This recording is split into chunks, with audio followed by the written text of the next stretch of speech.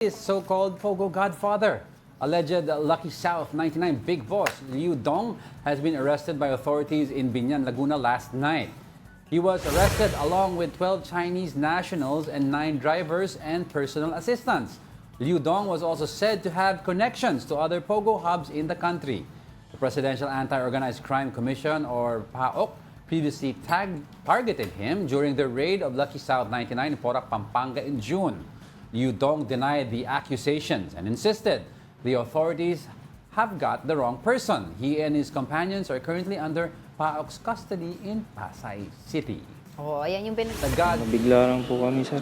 Hindi po namin alam na ganun yung mga problema. Anong business ba ng boss mo?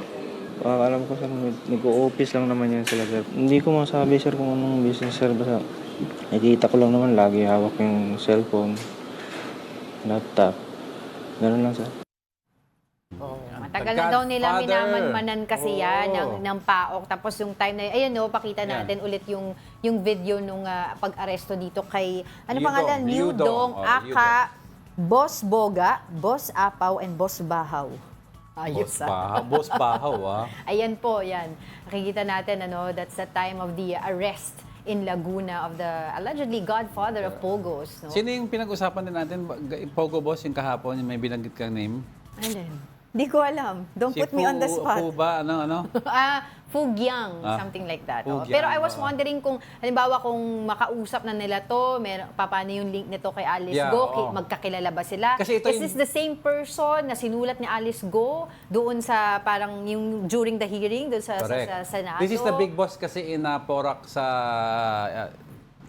IGL, Lucky South 99, which has established links already to Bambantarlac.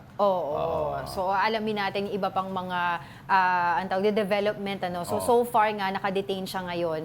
At saka it's a win nga daw, 'di ba, for the Bureau of Immigration, DOJ, and apparently since the raid na ginawa ng PAOK, 'di ba, sa Lucky South 99, naririnig na nga daw nila yung mga death threats sa kila Yusek Gilbert Cruz, sila Winston Casio, spokesperson Winston Casio.